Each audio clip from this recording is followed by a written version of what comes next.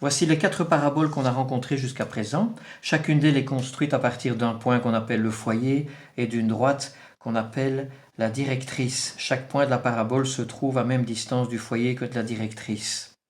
Alors chacune de ces 4 paraboles possède son sommet en 0, 0, l'origine du repère, et l'axe focal ou l'axe de symétrie de ces paraboles correspond à un des deux axes du repère. Pour la parabole qu'on a baptisée P1, l'axe de symétrie, c'est l'axe des X. Même chose pour P2.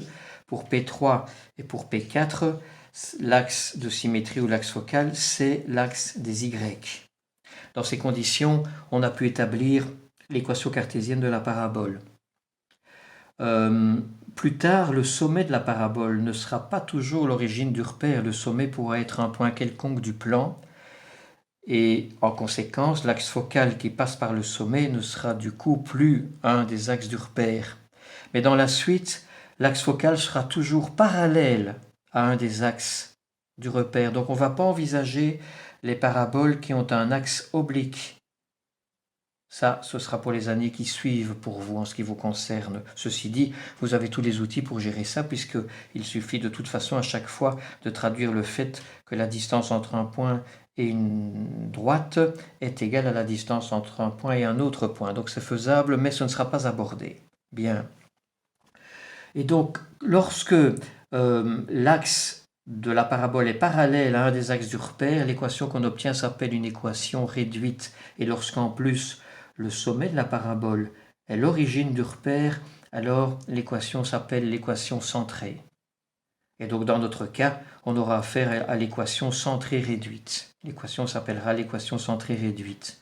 Bien, alors ce qu'on va voir maintenant, c'est comment gérer ces 4 situations sans devoir mémoriser trop de choses, parce qu'en fait, ce qu'il faut être capable de faire, c'est de passer d'un des aspects à chacun des deux autres. Un premier aspect, c'est le graphe de la parabole.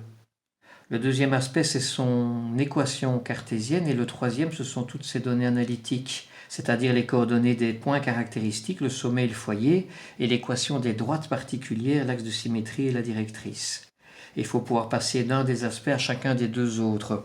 Alors, pour ça, on peut commencer par constater que pour chacune des paraboles, je commence par la première, pour chaque x abscisse d'un des points de la parabole, eh bien, va correspondre 2y. Un x va correspondre à 2y. 2y bien choisis vont correspondre au même x, et ça se présente aussi bien pour P1 que pour P2. Ça permet d'écrire déjà le fait que l'allure de l'équation cartésienne de ces paraboles va s'écrire y au carré d'un côté et de l'autre côté 4cx, et l'exposant de x va être 1. Voilà, il reste à voir ici ce qu'on va mettre entre le signe plus et le signe moins. Donc ici on a la même chose, y au carré égale 4cx au signe près qu'on va déterminer dans un instant. On va appliquer ça à P3 et P4. Pour les paraboles P3 et P4, on constate aussi que eh bien, pour chaque y qui est l'ordonnée d'un point au moins de la parabole, eh bien, correspondent 2x. Un y va correspondre à 2x.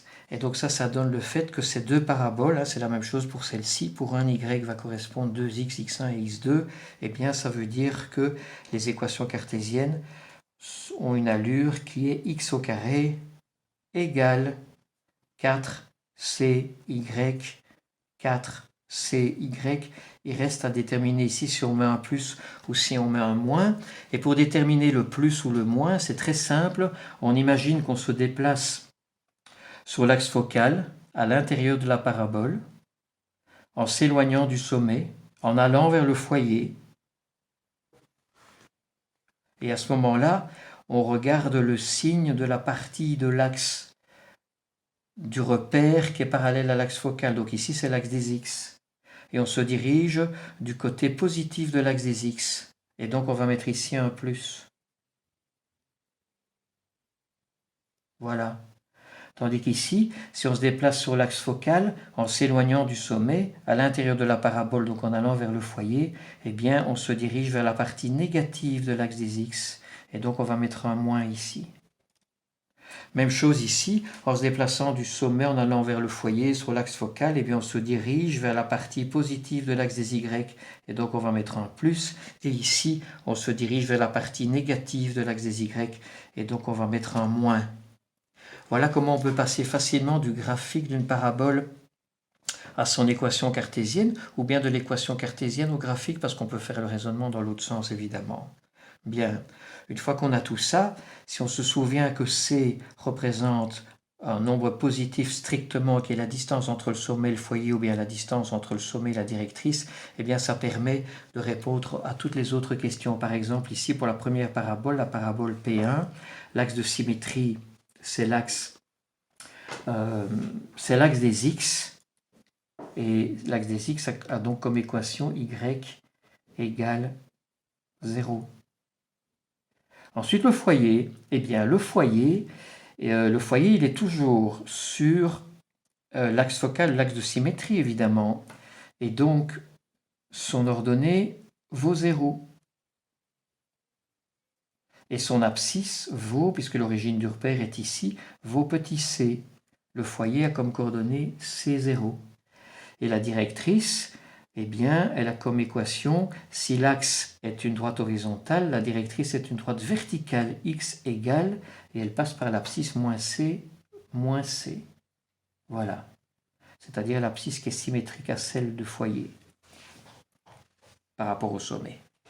Voilà, on peut faire la même chose pour la parabole P2. Commencer par son axe. L'axe de symétrie, c'est l'axe des X qui a comme équation Y égale à 0. L'axe de symétrie, peut-être un petit truc en passant aussi, l'axe de symétrie correspond à l'exposant 2 ici. L'exposant 2 ici traduit le fait qu'il y a deux possibilités comme valeur d'y pour la même valeur de x, et ça induit l'axe de symétrie, et donc l'axe de symétrie va avoir comme équation y plutôt que x égale 0. Y égale 0 parce qu'il y a un y au carré ici. Voilà. Le foyer, eh bien le foyer, il est sur l'axe de symétrie, donc son ordonnée vaut 0 aussi. Il est à l'intérieur de la parabole, moins c.